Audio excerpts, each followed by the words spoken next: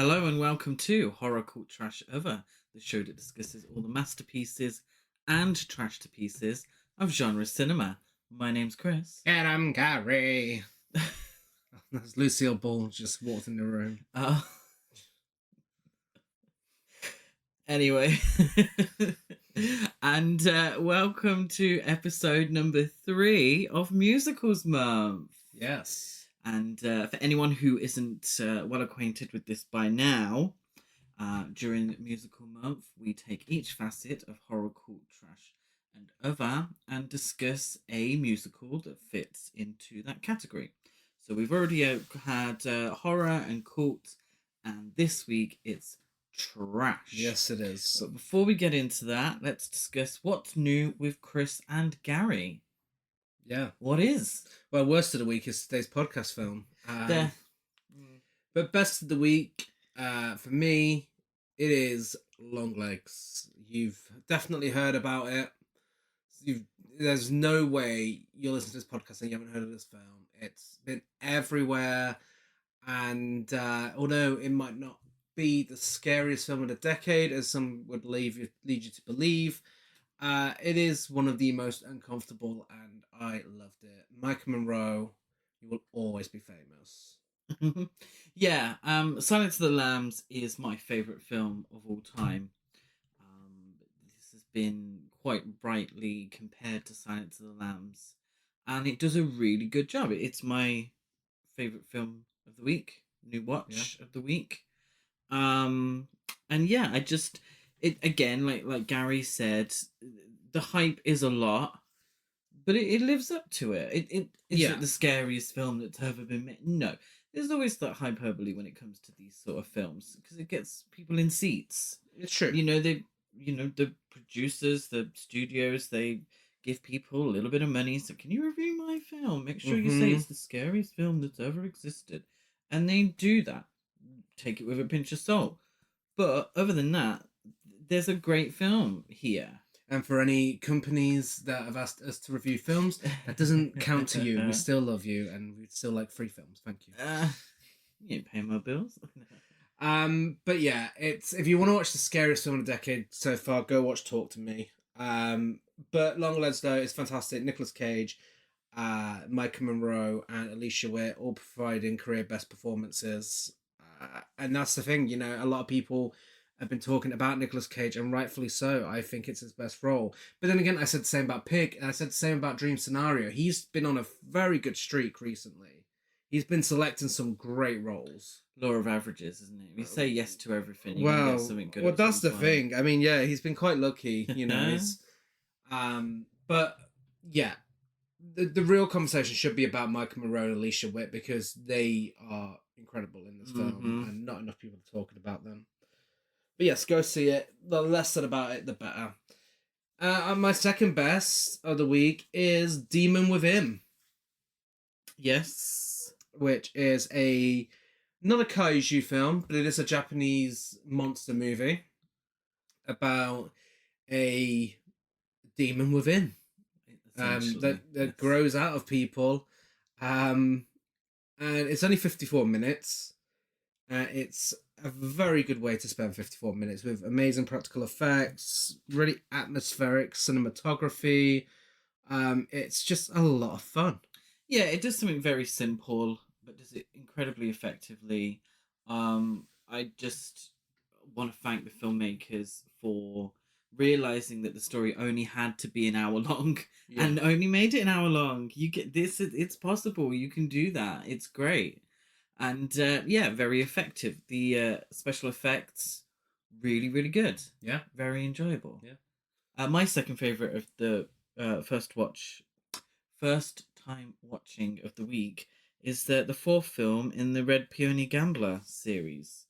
So Red Peony Gambler, Second Generation Ceremony, which I don't think was as good as the previous three, but still a fantastic film. Yeah, it was good.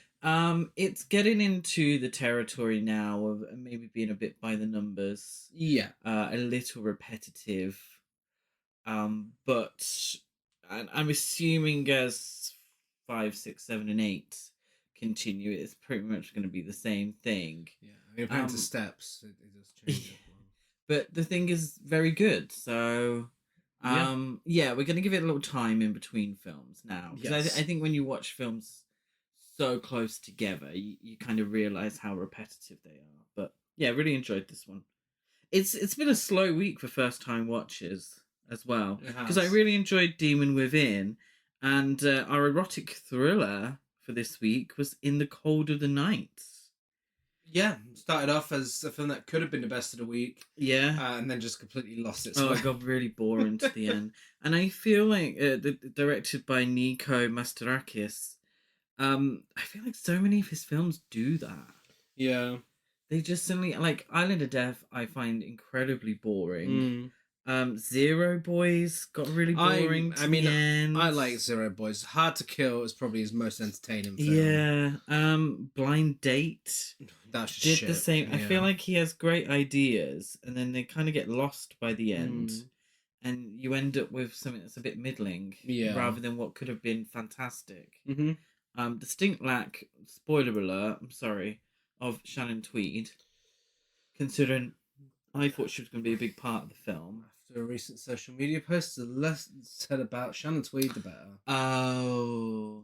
Yeah. Yeah, okay. Rest in peace, Queen. Yeah, okay.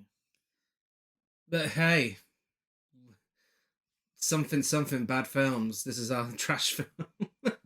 I don't know. I've got nothing. Well, her social media, she was talking about supporting Donald Trump, wasn't she? She was. And speaking of people who are maybe a little too old to go for the roles that they want, here's Lucille Ball in Mame. Yeah, spot on, actually. I say a lot. Spoiler warning is now in effect, and first spoiler is Mame is fucking awful. Mame from 1974. Congratulations. At first, I was doubting you. I was like, wait, Lucille Ball in Mame, Bea Arthur. This looks like camp old time. How can this be trash?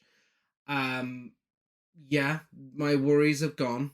This is in no way good at all. It's fucking abysmal. Yes, I was a little. I'd heard the rumors that it wasn't a good film, so which is why I chose it for trash. And I had indeed watched a few clips on YouTube of the songs, so I knew what we were in for in terms of vocals. If you can call them that.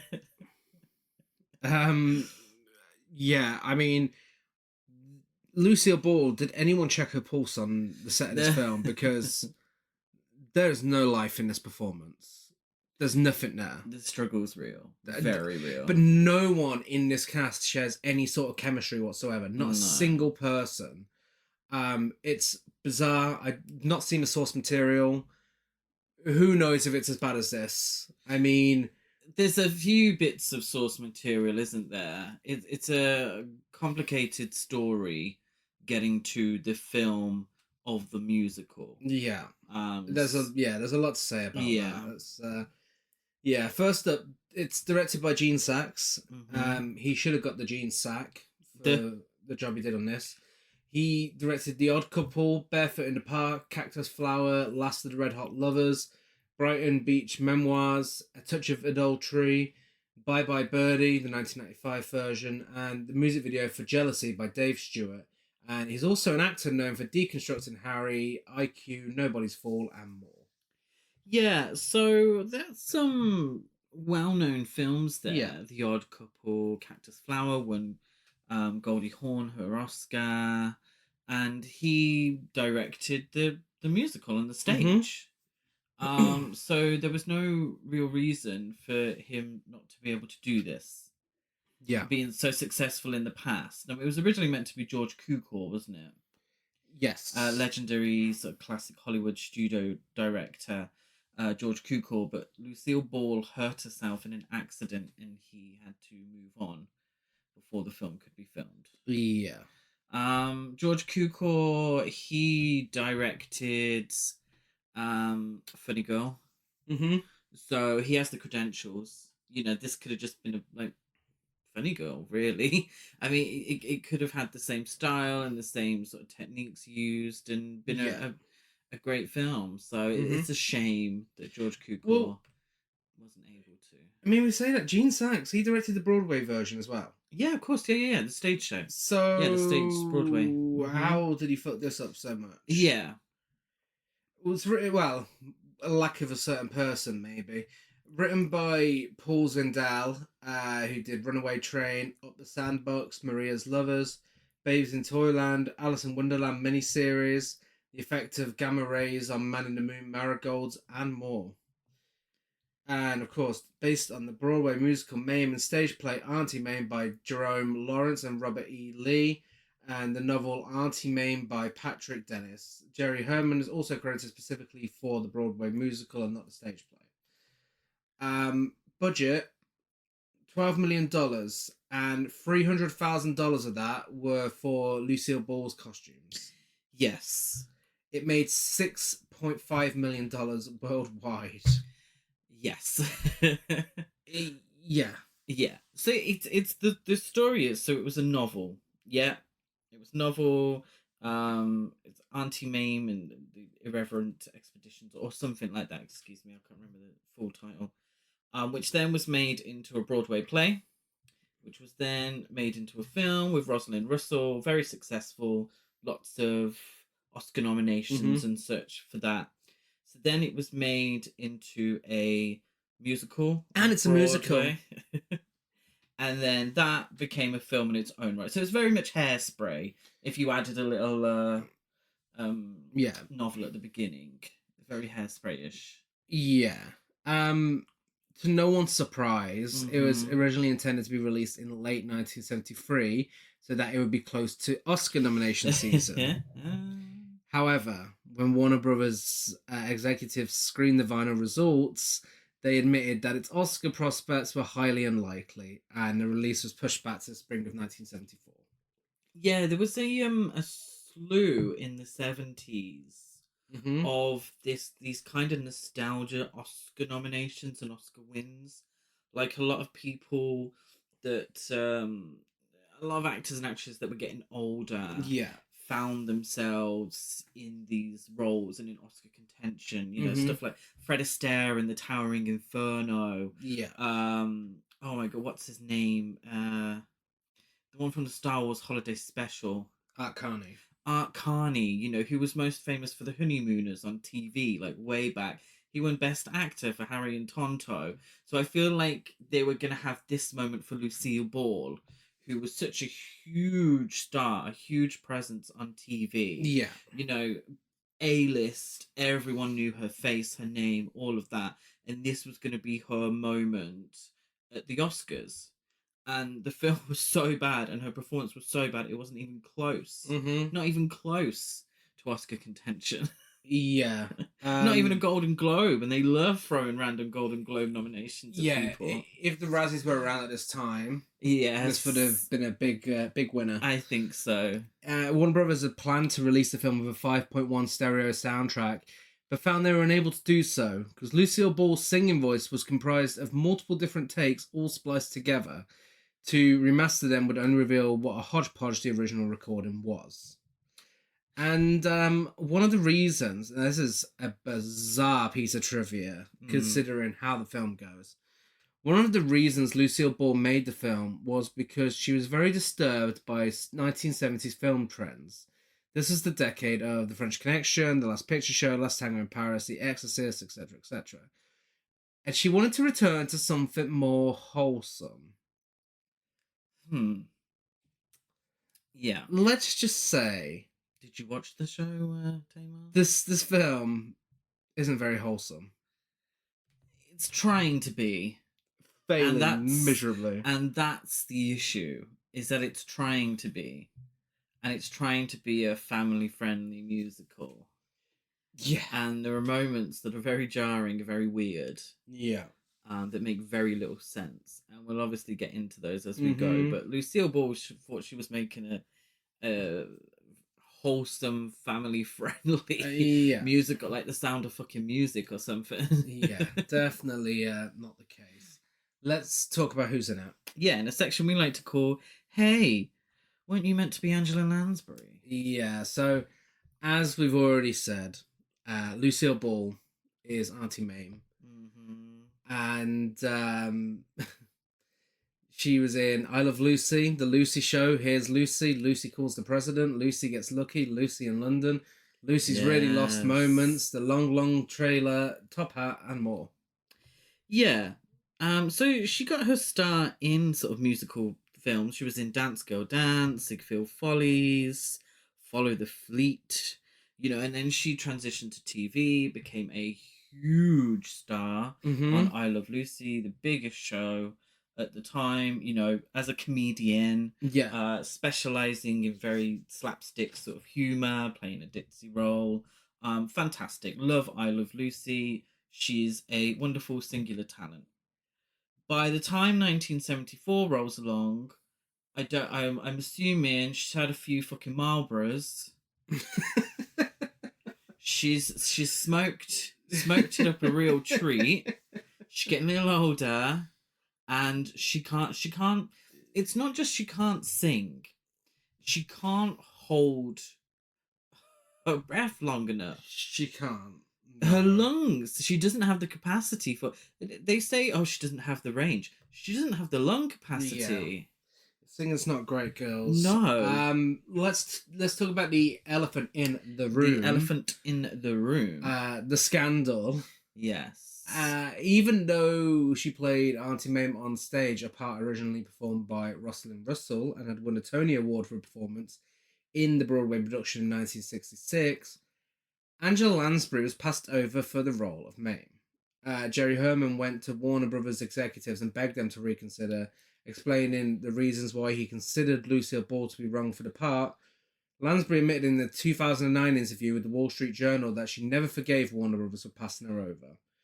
Angela Lansbury recalled a time when she was playing Mame on Broadway and was visited by Lucille Ball, who told her she was amazing in the part, deserved all the honours she was receiving, and was a shoo-in for the film version. Lansbury was very touched by this until she noticed Ball in the wings during her performance taking notes. It was then that she realised she was never going to play the part in the film. So, it's official. Lucille Ball, All About Eve, Angela Lansbury. She showgirlsed Angela Lansbury. She did. Shocking behaviour. I don't know why people don't have more faith in Angela Lansbury.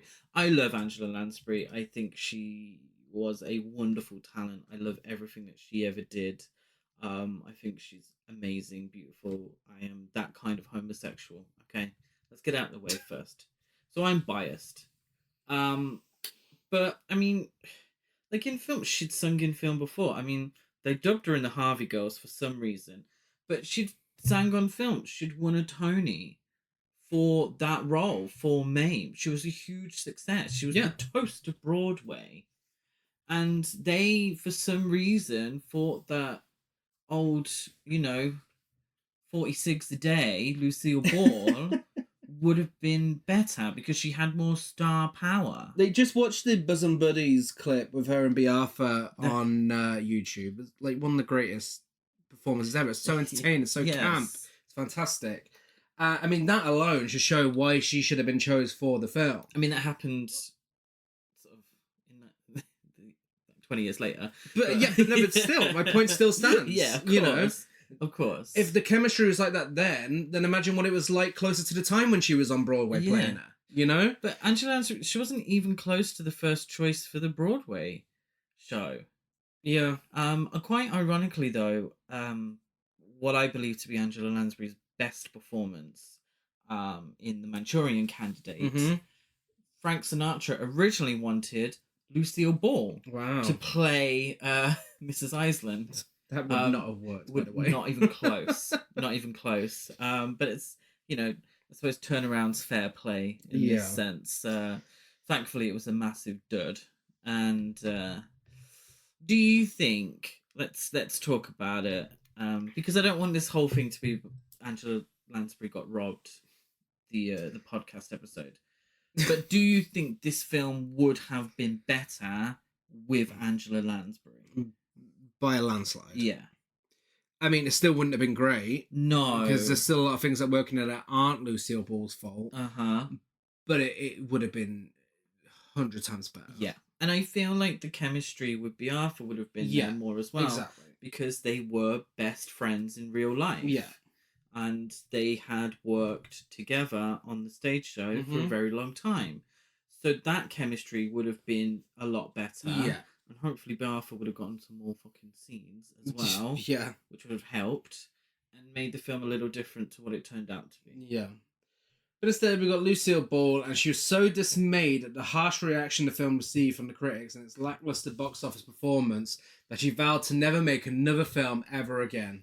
Is that, and she never made another film I again? don't think she did. I don't think she did.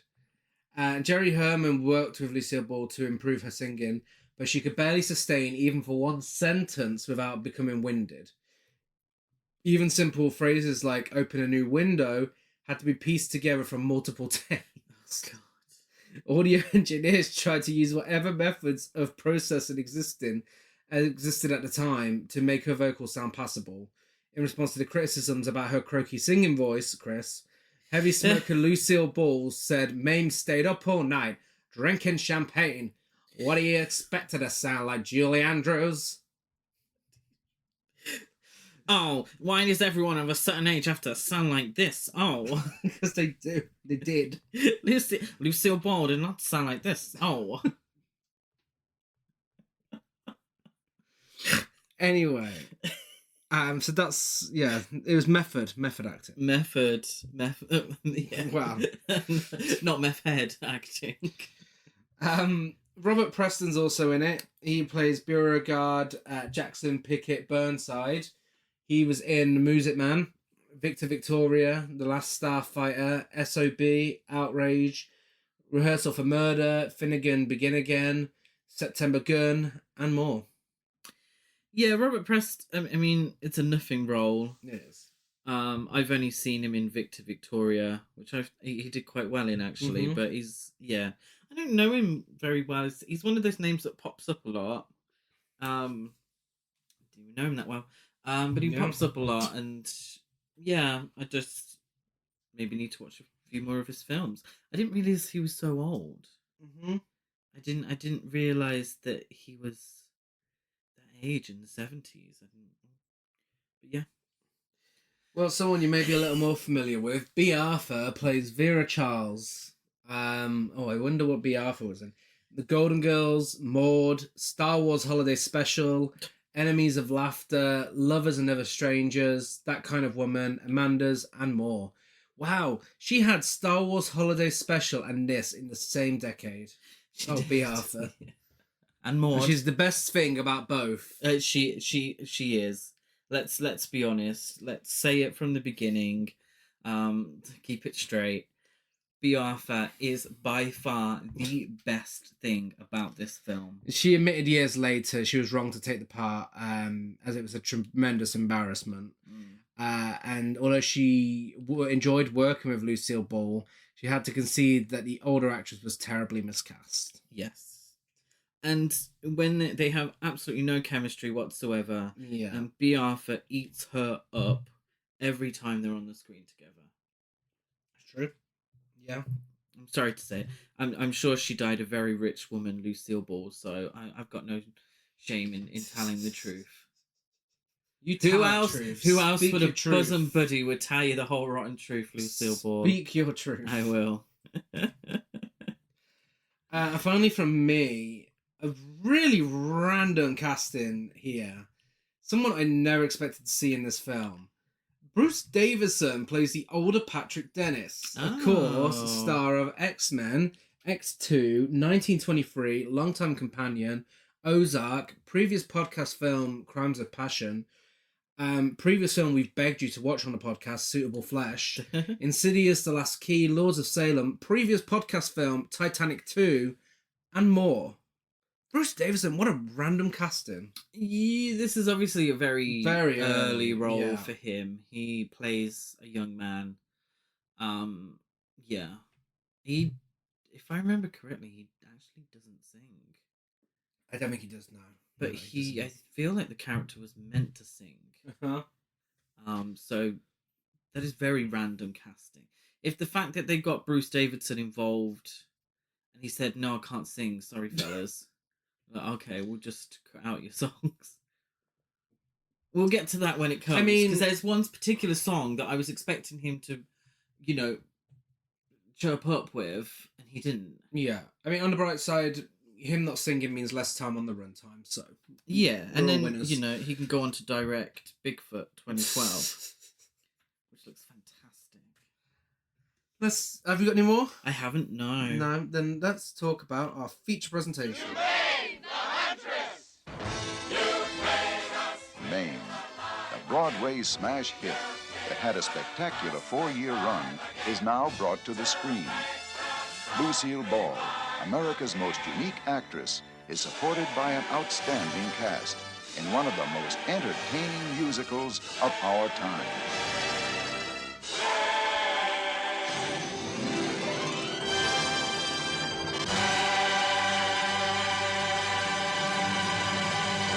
Yes, so Mame, the film. At the reading of the will of young Patrick Dennis's father, a trustee, Mr. Babcock, excuse me, reveals that Patrick is to be left in the care of his aunt, Mame Dennis, and his nanny, Agnes Gooch. Go on, Gooch. We are far too immature on this podcast to just let that slide. Yes. I can't believe somebody wrote a script with Babcock and Gooch in there. Yeah.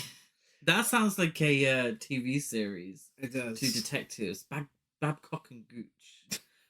For any American listeners, we've explained this so many fucking times. We've got a lot of fucking episodes, though. Not everybody has been through the whole box set, okay? So I need to explain. For anyone not in the UK, Gooch is taint. So it's the bit between your genitals and your bumhole or whatnot. Okay. I'm clipping this and it's going on social media, so you never have to explain that ever again. Okay. Why we have discussed the Gooch so many times on this podcast. Probably.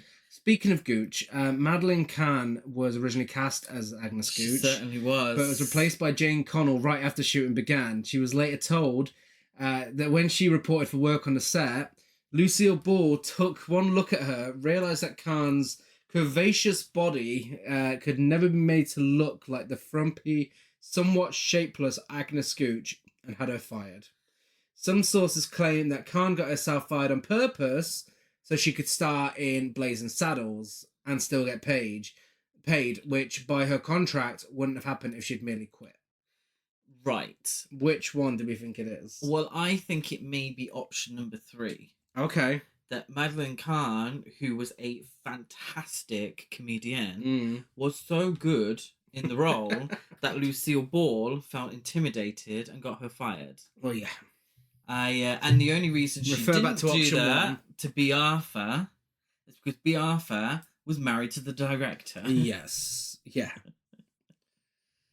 And that's not to say Jane Connell doesn't do an all right job. Didn't Jane Connell play her on Broadway? She did. Yeah. But I feel like potentially Madeleine Kahn would have been a scene stealer. Yeah.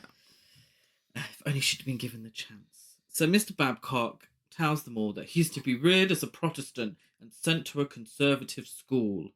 And then we get this, our first song, St. Bridget. Bizarre scene. Yeah. Really bizarre scene. So they're taking the train to New York City, and Gooch is dreaming of clips from The Public Enemy, Mystery of the Wax Museum, 42nd Street, and Footlight Parade. Why? I don't know. It didn't work in Myra Breckenridge, and it certainly didn't work in Mame. But yeah, Agnes Gooch sings as they're traveling by train to New York, and we get all this classic Hollywood footage. She's asleep. The cheapest money can buy. I don't know why. There's no reference to anyone being part of Hollywood. This is set in New York. Yeah. There's nothing Hollywood or anything like at the beginning of Myra Breckenridge. It made more sense because she wanted to be an actress in Hollywood. So it's just we got a bit of footage. It's just chuck it in. Warner Brothers wanking in the mirror to Pretty much 4 really random films. Yeah. Agnes she's struggling to find the note, but I feel that's the point. And she's asleep, so I Yeah. mean, you know, fair play. She's like, so if you have pity on this poor lost sheep, God love you, dear Saint Bridget, deliver us to Beekman Place. I'm not sure. It's like highly ranged siren vocal. I don't know why Saint Bridget. I did look at all the stuff that she's the saint of, and none of it was like traveler. It was like was it actually sheep or shepherds? No, this bullshit scene makes sense. Anyway, it's fine. I don't know why the significance of Saint Bridget. Patrick has hair like Victoria Wood. Just had that in my notes there. Yeah. And then we go straight into song number 2. It's Today, which I love. I love this song. Well, we do get some dialogue before that. Do we? When we first get to see Mame in this party where people are definitely doing cocaine in her bathroom. Everyone is off their tits in this place, this wholesome film. The people are shagging in different rooms, and it's fucking wild. She's having a brat girl summer, and one of the party goes, Mame, what are we celebrating? And she's like, a holiday, a new one I have invented. The moon is full, the gin's in a bathtub, and all of my friends are here, even the ones I haven't met yet. Yeah. So happy Mame holiday. Happy Mame holiday. So it's just literally a holiday to celebrate being alive. And she sings, though it may not be anyone's birthday, I know it's far from the first of the year. I know that this very minute has history in it. We're here. Sings is kind. Yeah. I do love the painting of Lucille Ball that's reminiscent of Gustav Klimt. Yes. I do really, really love that. And I'm absolutely living for the red jumpsuit. Yeah. I mean, the costumes are amazing in this. I do really, really love the costumes. Yeah, they're the second best thing about the film. Yes. Yeah. But yeah, I like It's Today as a song, but this is not so great. So Mame introduces Patrick to a few of her friends, including Judge Bragoff, who freed the hatchet killer, and Queen Vera Charles, the First Lady of American theatre. The bob is bobbing. Vera Charles is Bea Arthur in a jet black bob wig with a fierce fringe. She's giving Louise Brooks. Mm-hmm. I'm assuming she's giving Cam from Tracy Beaker when she does a musical number. So we're in the 20s here, going on to the late 20s. So that's very in. That's very in the Louise Brooks bob. The height of camp is when she's carried away by a group of, without moving an inch, Bea Arthur is carried away by a group of men while she's drinking her martini. Yes. She's already pissed, and it's iconic. It's how you do an entrance. It's giving Material Girl music video / obviously Marilyn Monroe, Diamonds Are a Girl's Best Friend, / crowd surfing. Yeah. So the next day, Mame wakes up hung, in her words, and she begins her life as Patrick's guardian. She asks him to write down any words that he doesn't understand, and these include libido and bastard. Yeah, family friendly, BASTARD. Yes, this wholesome film to return to wholesomeness in cinema, and she's got a kid saying bastard, because apparently living with her is a fate that Babcock wouldn't wish on a dog. Yeah, refers to her as the peculiar duck, and badmouther, and she calls him a bastard. Yeah. So then we get song number 3, Open a New Window. Yeah. Which I really fucking love. Love this song. It's sung as Mame sets out to fill Patrick's life with adventure. Yeah. These include, strangely enough, going to the school of life where kids act like animals. Yeah. And the teachers are naked. Yeah, it's fucking weird. It's really uncomfortable. I don't get it. It's so strange. I don't get how this is wholesome and family friendly. I mean, it's dodgy. These kids shouldn't be in a flat with these two nude adults. Weird. It's fucking weird. And they're all culturally appropriating. Dressed like Native Americans. And the kids are running riot, chucking shit, and all that business. And I'm assuming the idea is that Mame is a free spirit. Auntie Mame is a free spirit. She doesn't believe in rules. She doesn't believe in this, that, and the other. Like, I get it. But the whole naked teachers thing, like, what the fuck is that about? Yeah. And it's just a throwaway, I'm assuming as a joke. Yeah. It's just a throwaway moment in the song. And it's like, no, this is weird. I haven't read the book, but I've read people comparing the book to the musical and such. And some have suggested that the novel is much edgier than the film, than the musical. So there's a lot of things in the musical that kind of don't make sense because it should have been edgier. Like, Mame isn't meant to be a 100% likable character in the novel, and this scene is her being a free spirit, but potentially there is a sinister nature to these teachers, which is played for laughs in this. Yeah, but from what I've heard or read from people online is that in the novel it's seen as a little more sinister, and she's put Patrick in danger because she's such a free spirit. Yeah. Which makes more sense. Well, especially with her next activity. Yeah. They join the fire brigade as well, don't they, Gary? They do. And then they sit on one of the, I don't know, spikes on the crown of the Statue of Liberty. So there we go. There's also a little break in the middle of the song where they do a tango together in a nightclub. Yeah. And everyone in the nightclub is arrested due to prohibition. But the judge is a little fruity and joins in on the song and sets everyone free. Yes. Lovely. Lovely family-friendly fun. Kids getting arrested for drinking. Yeah. So when Babcock finds out that she has enrolled Patrick in a non-traditional school, Patrick is taken from Mame's custody.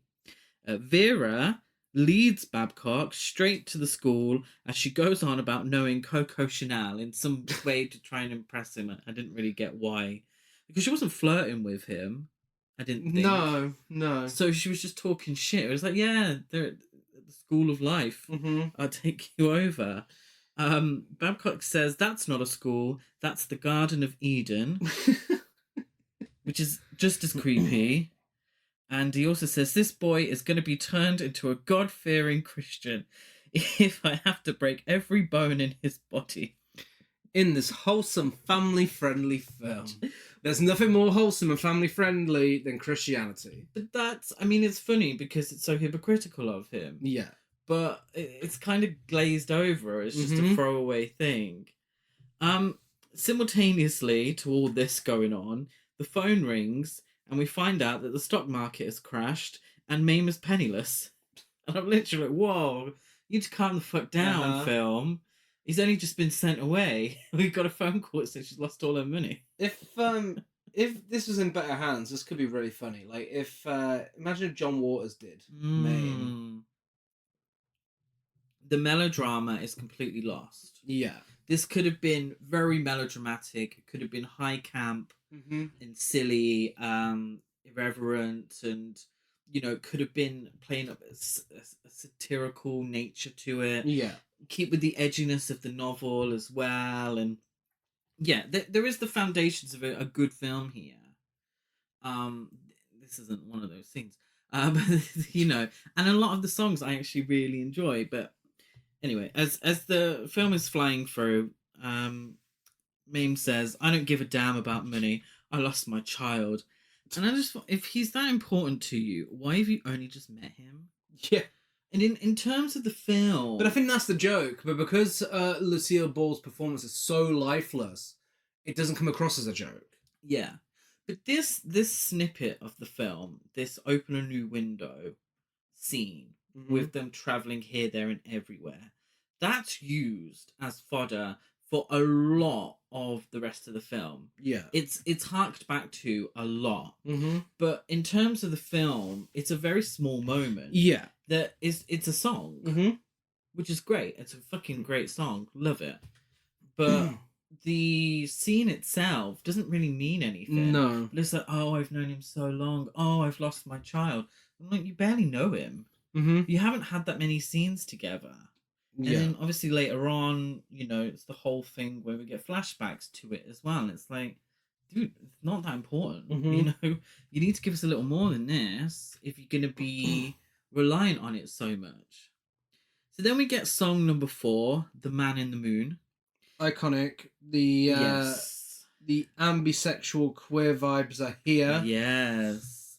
So it's sung by Vera after she offers Mame a small role in her newest show.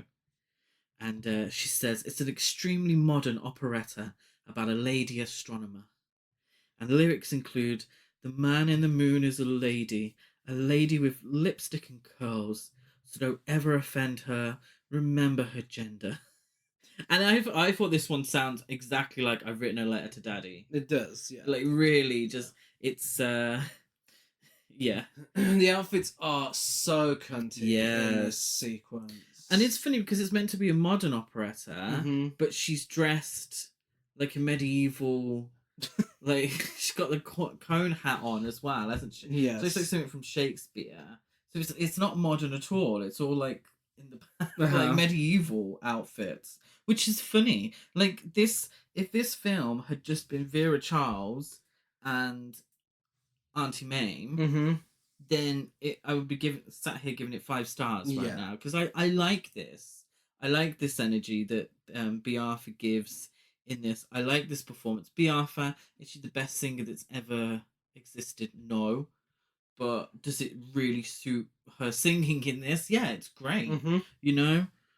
Mame plays the lady in question, the man in the moon, and she flubs her one line after looking at herself in the mirror for far too long. Vera, at one point, waiting for her to descend, says, tell her to get her ass on the moon. And this causes the play to be a complete farce, a disaster, which puts major rift in their friendship. Mame also manages during the curtain call to get stuck to Vera's dress whilst giving her a hug and apologising. She says, get a hacksaw, cut her arm off. I mean, one of the big highlights of the film is when she turns to her and says, I have an astronomical discovery for you. The man in the moon is a bitch. Bea Arthur can deliver a line like no one else. It's true. Like, it's great dialogue, I think, as well. But in Bea Arthur's hands, it's phenomenal dialogue. Really just a really fun, enjoyable scene. It's few and far between. Patrick appears at the theatre and reassures Mame that he still loves her. Fucking lies to her face. Exactly. He says she was really good. Yeah. No, she fucking wasn't. She was awful. It was embarrassing. He says all this with a duet, and we get song number 5, My Best Girl. Ugh. With lyrics including, you're my best girl and nothing you do is wrong. I'm proud you belong to me. And if a day is rough for me, having you there's enough for me. One thing I find rather strange with the songs is whenever Patrick and Mame are singing together to each other, it's kind of romantic. Yeah, and it's weird. It's that weird hetty thing where you talk to a kid like you'd talk to someone you're dating. I don't. Yeah. Like, oh, you're so handsome. No, yeah, you don't say it fucking 5 times. Like, oh, you're gonna melt some girl's heart. Give me a kiss. No, it's fucking weird. Stop. I'm very glad as a society we've moved. The right side of society has moved away from it. Yeah, it's weird, and it's also this reconnection. It is. He hasn't even been gone that long. No. Is it worthy of a whole song? Them reconnecting with each other, because all that's happened is she fucked up Vera stage show in Mhm. between after he went. You know, and it happens all the time in this film. These things are resolved so quickly. Children singing is not for me as well, and I'm not buying their connection, like I said, because they barely know each other. And it's also where I first noticed the very, very strong filter on Lucille Ball's this face. film is so ugly. In so many scenes, she has that Drag Race season 1 filter. Yeah. It's Vaseline across the lens. So whenever there's a close-up of her in particular, or where her face is featured, there's this filter.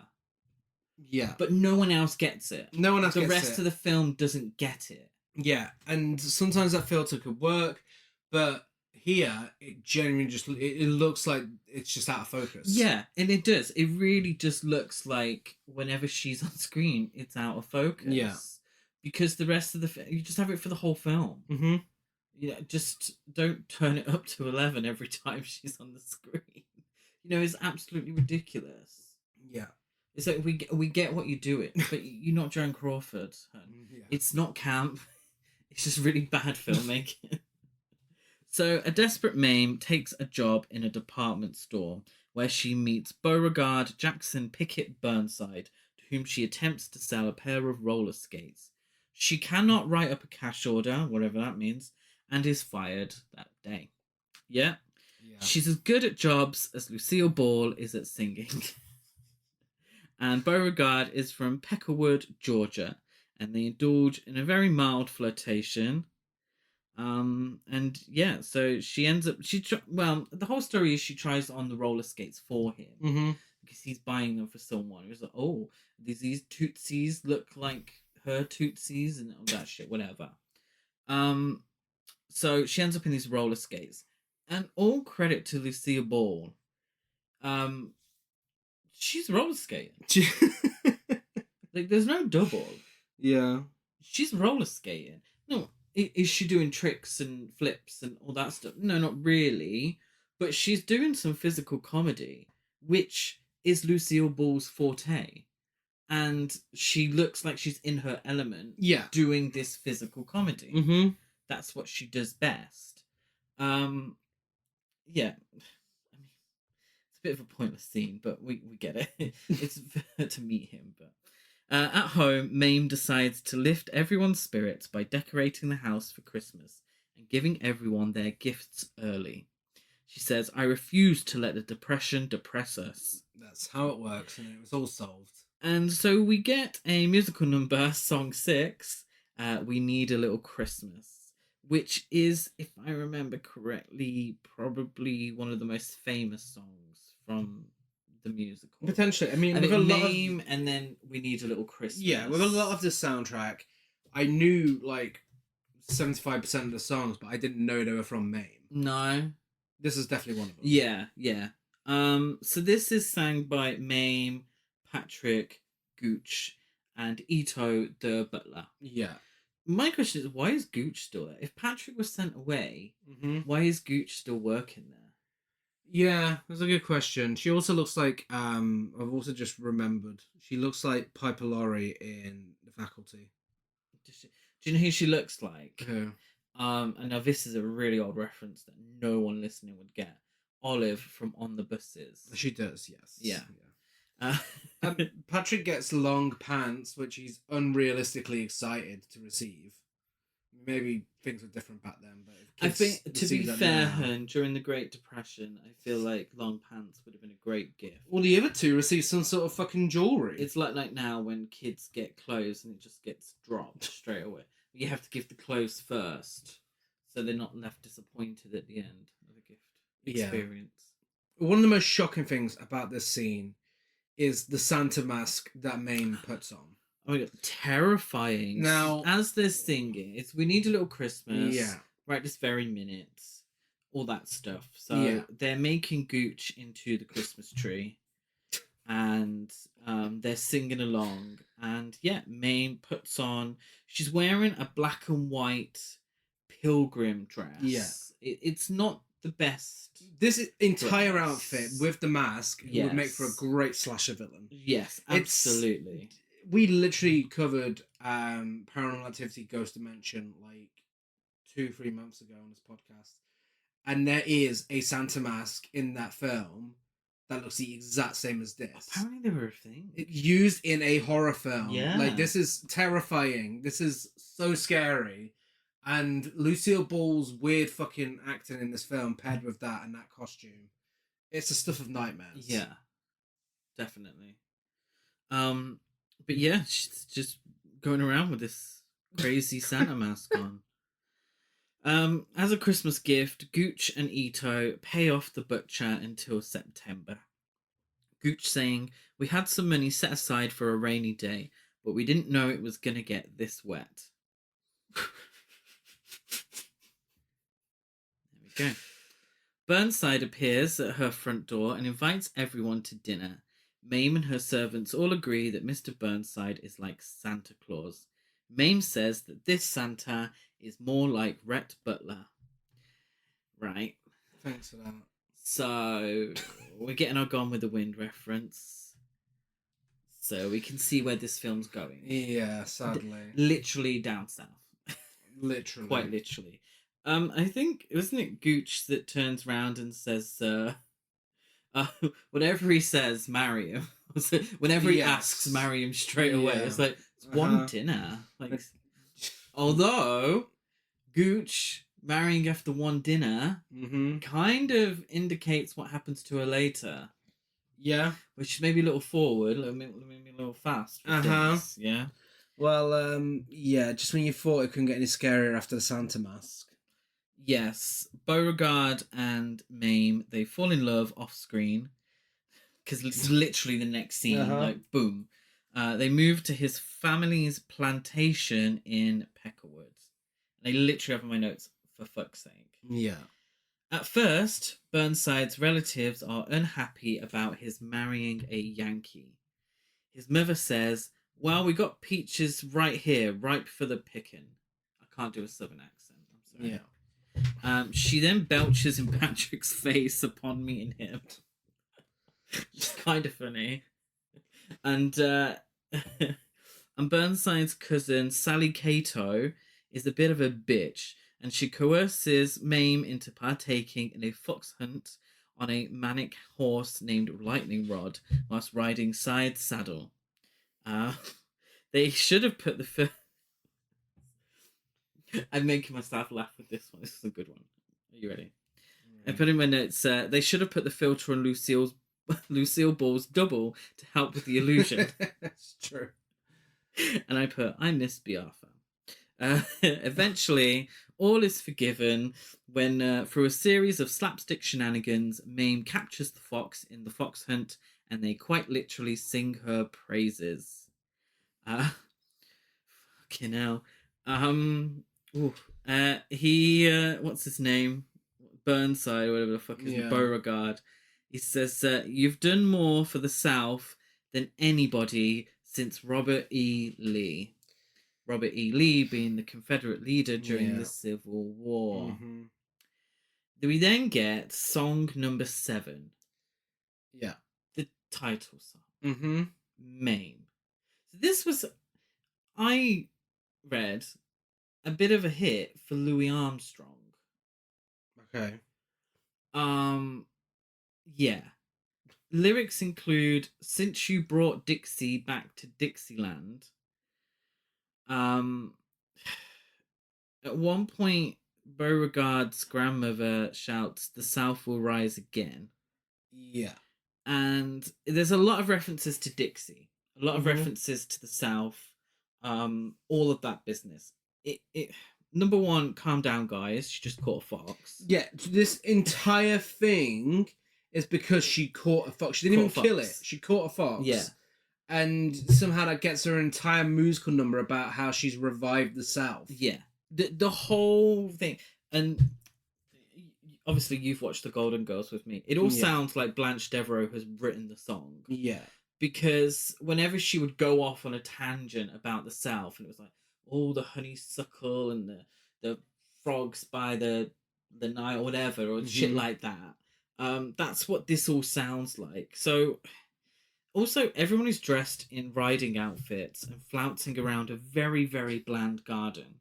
Like, visually, and the dancing and all that, and the costumes in this scene are really shit as well. Yes. Like, this is generally quite bad. Because it's very dull. Like, the garden's very dull. The costumes are very dull. The dancing's dull. The song seems like it goes on for fucking ever. And then it's super awkward because it's all about Dixie and all that shit, and I understand it's a sign of the times that which because we're not past this in 1974. not the term Dixie as we know it, didn't. I mean, it always had the connotations with the Confederacy. Yeah. No, I'm not I'm an expert, but even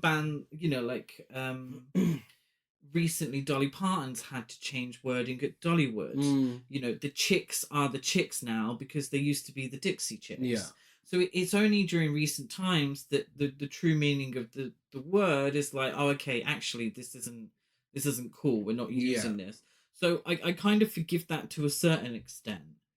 But the whole film, the whole song, excuse me, is about how the South, how great the South is, the South will rise again, all that thing. And Jerry Herman, who wrote it, so this is directly from the musical, and it's not my favourite song in the musical, but he said it's meant to be satirical. So it's based all on stereotypes, and it's meant to be tongue-in-cheek, and we're kind of making fun of these Southern aristocrats, rich people who are living like this, on plantations and shit like that. If that is how it's meant to be, that certainly is not how it comes across. No. Lucille Ball is having the time of her life. Yeah. Smiling along, whilst these people are saying that she's, put the Dixie back in Dixieland. Yeah. It's absolutely, it's ridiculous. And yeah, it goes on forever. And it's so weird that the film goes so fast at times. And there's this song that's just plonked in the middle, and it completely grinds everything to a halt. And obviously this is taken from a stage play, stage musical. The stage musical has an interval, so this was the song before the interval. Yeah. So it does bring everything to a halt because it's literally everyone's going out to get their ice cream and have a shit. Yeah.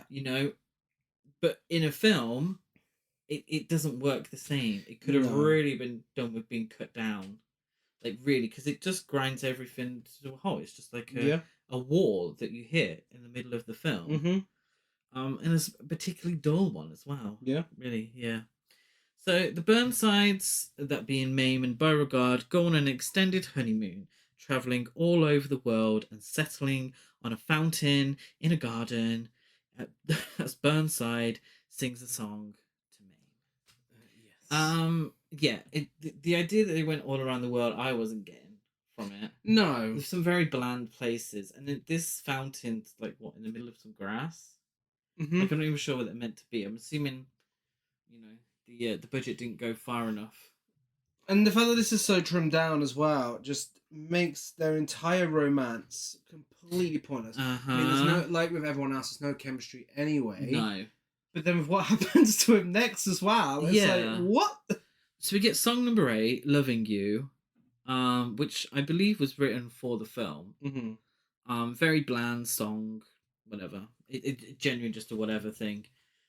Meanwhile, Patrick goes from a young child who pulls in a B+ average to a high school senior, failing many classes and talking to women and whatever. So we go straight from a very bland song, Loving You, to song number 9, The Letter, another very bland song. And it's just him talking shit about whatever and about, oh, I'm shaving now and all that bullshit. So now this is Bruce Davidson. Yeah. Oh, so he does sing. Oh, he does. So Bruce Davidson does sing. Yeah. And it's literally just to the tune of Mame. It's just, whatever he's singing, whatever. Couldn't care less. So we then get, completely out of nowhere, Mame and Beauregard skiing. Yeah. And there's an avalanche. There is. And Beauregard dies. Yeah. Bitch. He died. But it's so, like, the editing is so bad in this film that it looks like it's part of the scene with Patrick. And at one point I thought Patrick had died. Yeah. Because it was so badly edited, it was difficult to distinguish the difference between the scenes. Yeah. That's it. See you later, Robert Preston. That's it. Yeah. So Mame returns home to be reunited with a now grown Patrick, who is dating a snobby conservative girl named Gloria Upson. He literally just walks into Mame's home, says, "Oh, you're right. Yeah, it's sad, isn't it? Yeah, okay. Oh, do you want to join us for lunch? No. Okay, see you later." He's bye." also the guy that got over his dad dying very fast as well. Yes. Yeah, everyone gets over everything so quick in this. And you don't have to have a conversation about it. No one has to talk about how they feel or talk about their emotions. No. They barely sing about It's true. their emotions, really. So when Mame meets Vera for a drink, the two trade snippy comments, which they insist are not being made out of hatred, but simply honesty, as that's what bosom buddies do. And we get song number 10, the best song from the film, Bosom Buddies. So many quotable lines. Yeah. From this song. Just before they break into song, Mame says, "You've lost beauty sleep, Vera. It hardly shows." And iconic lyrics. Somewhere between 40 and death. If I had my hair natural like yours, I'd be bald. Just really beautiful lyrics. And Bea Arthur delivers it fantastically. Yes. Yeah. Bea Arthur eats Lucille Ball up in this. Yeah. She really does. It's a shame. If you want to watch the definitive version of this, watch Angela Lansbury. Yeah. Bea Arthur. I think it's Tony Awards 91 or 81, one of those. They're both obviously ageless women, so it's hard to tell what year it was. Yes. But yeah, watch that one instead. Angela's in gold, as she should be. And but in the film it's fine. They're just at dinner, aren't they? They don't even do any dancing or anything. They do. Later on. No, during the scene. Do they? Yeah, they do a bit of dancing. Or did I fall asleep? And it's a really fucking awkward dance break as it? well. Like, it's just silence and they're just doing a little dance. So, okay. It's clearly not memorable then. But the lyrics are memorable. Yeah. So the two come home and reminisce about men they've dated. Agnes, who is listening to the conversation, admits that she's never had a date. Mame and Vera decide to give the uptight, frumpy Agnes a makeover and send her out to live. Now, this uptight frumpiness is purely based on looks, because she has had absolutely no character development whatsoever. She just looks a little dowdy, not very self-assured, and that's it.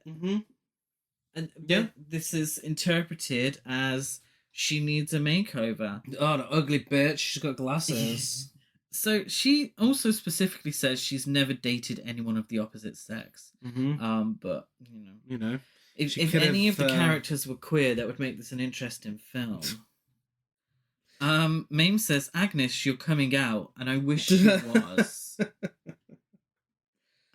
She also says, "Life is a banquet, and most poor sons of bitches are starving to death," which would be quite profound in another film. So they put Agnes in a bath after taking off her glasses, and then they do a little reprise of Bosom Buddies downstairs.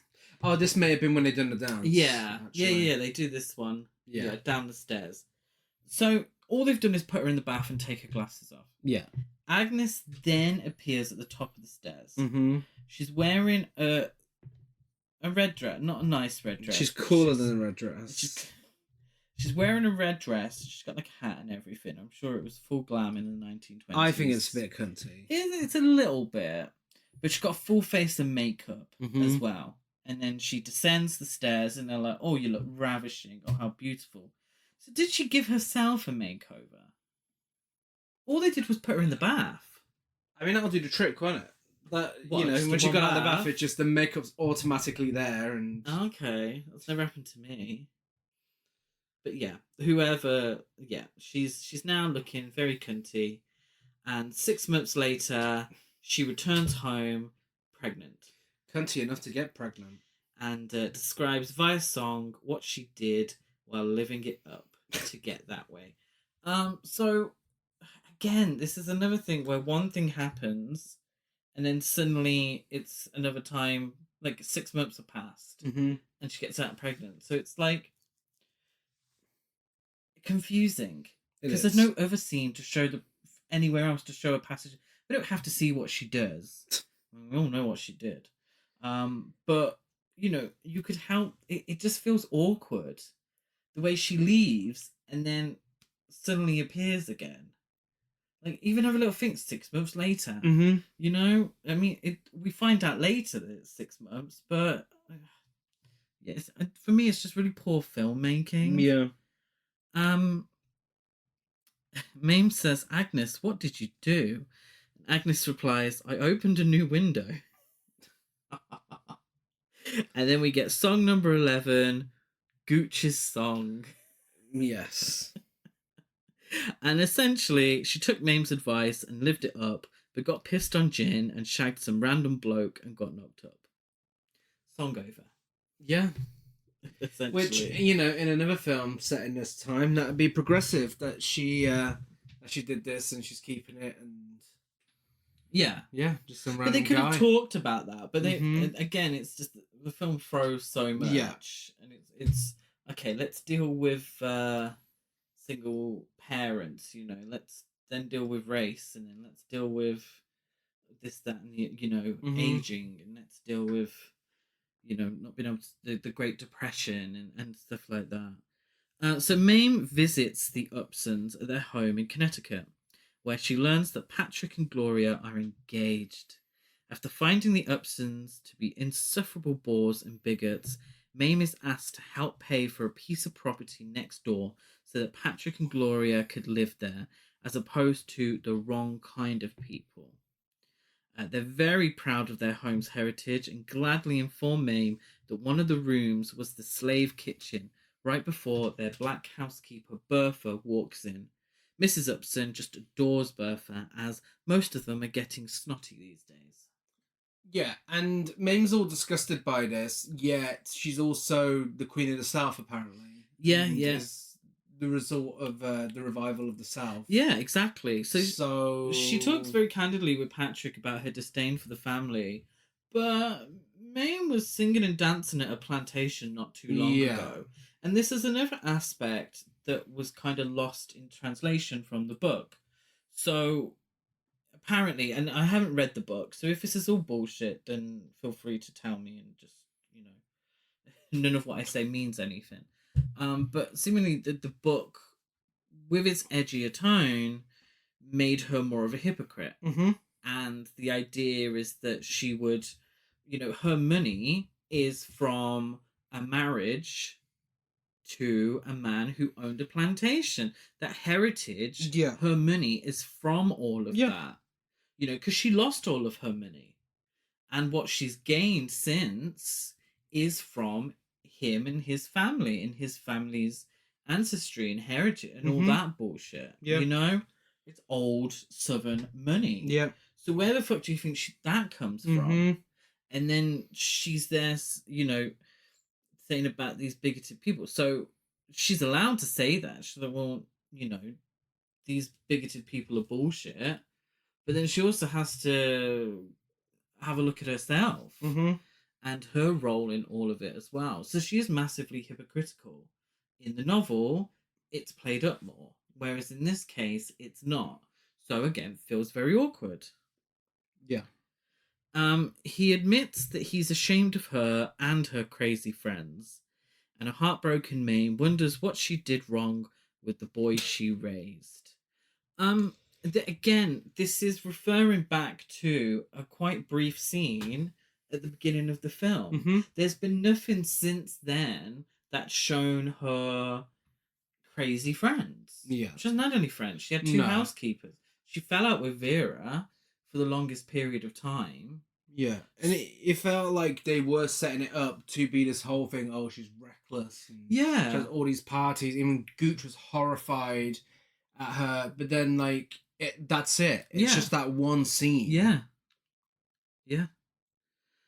So then we get song number 12, If He Walked Into My Life. The song is literally Mame asking if she made mistakes raising him and if she would change anything if he showed up as a child again. And it's all rather dull.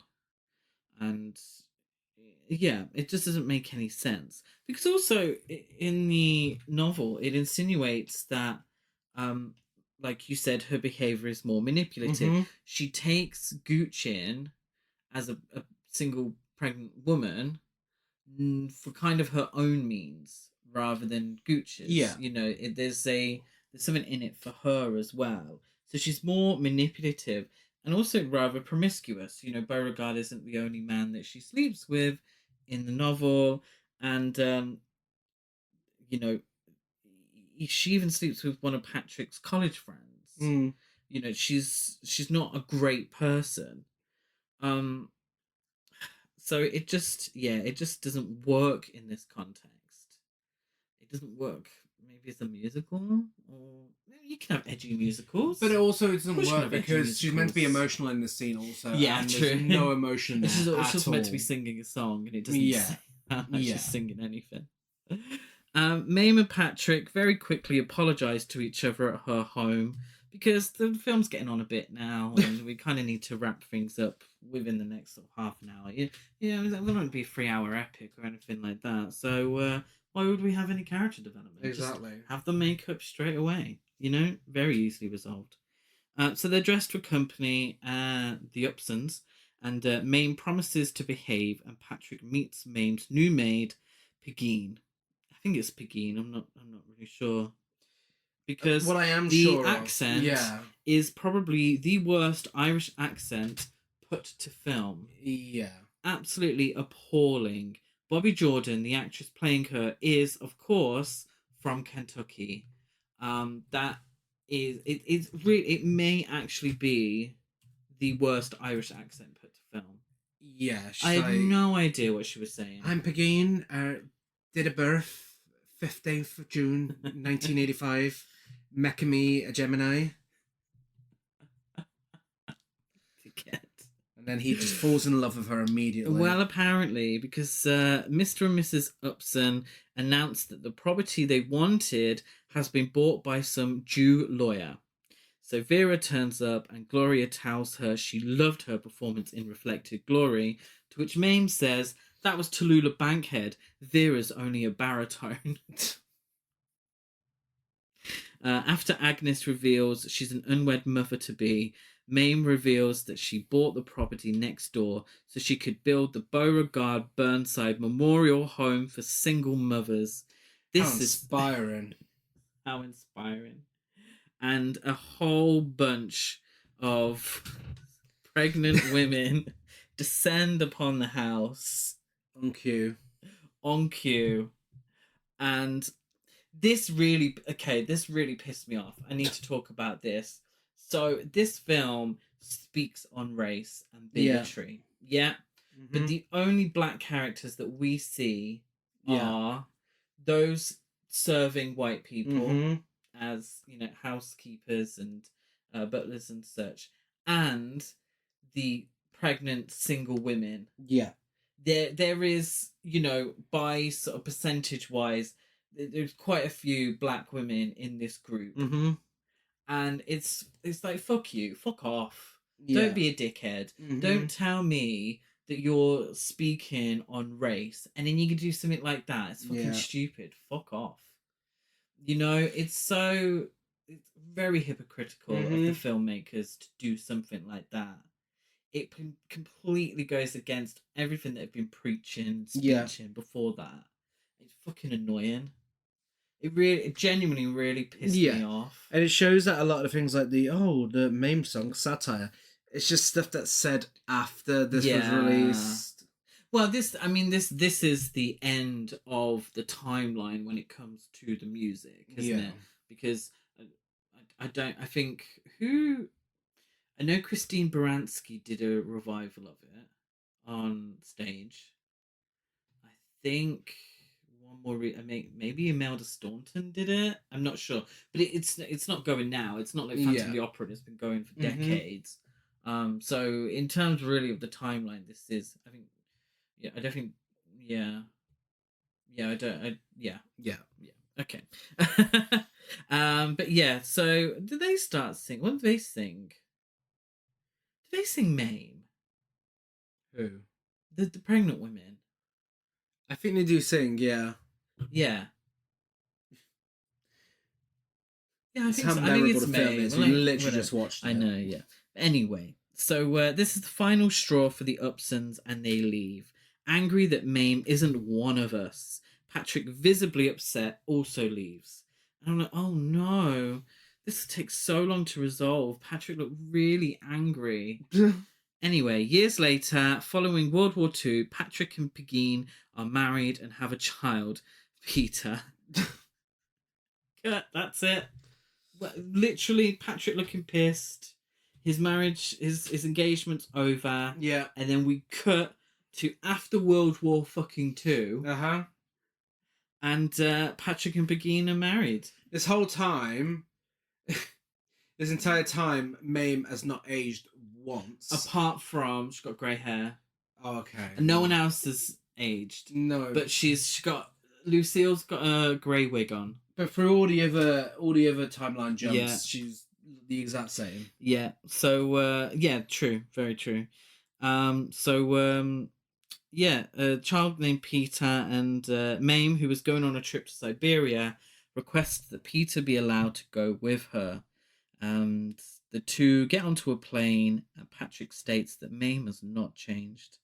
Mame and Peter then wave goodbye and go into the plane, and the film thankfully ends there. He also calls her the Pied Piper. And I just thought about Lucille Ball chasing Elizabeth Hurley around a kitchen. If you don't get it, that's because the film's not been released. But yes, that's Mame. That's Mame. Like, what is that ending? Why do Casablanca, isn't it? Well, pretty much. What do we need that for? The fuck's that? I'm sure that's not the ending of the stage show. Oh, this reckless woman. That's it. Take my son away in a plane. Go on. It's just, but that cut. Yeah. Like, that's what a lot of is shit. that? The editing is awful. It's really, really bad, and the film jumps and goes so fast. And it's really, really bad. Yeah. I don't think I ran out of words to describe how it's just shit. bad so much of it was. Shit. It doesn't make any sense. Yeah. But we still have to give it some awards. We do. Because there are actually, okay, it is bad, but there are some standout things. I think, obviously, Bea Arthur's performance is fantastic. I think there are a few of the songs that I regularly listen to, because I do have the Angela Lansbury version on vinyl. Yeah. You know, there's a fair few of the songs that I do really enjoy and listen to, you know, regardless. And the costumes are amazing. Love the costumes. You know, there's a lot of countryness on display here. But it doesn't make up for a lot of the issues. Like, as a film, it just doesn't work. Yeah.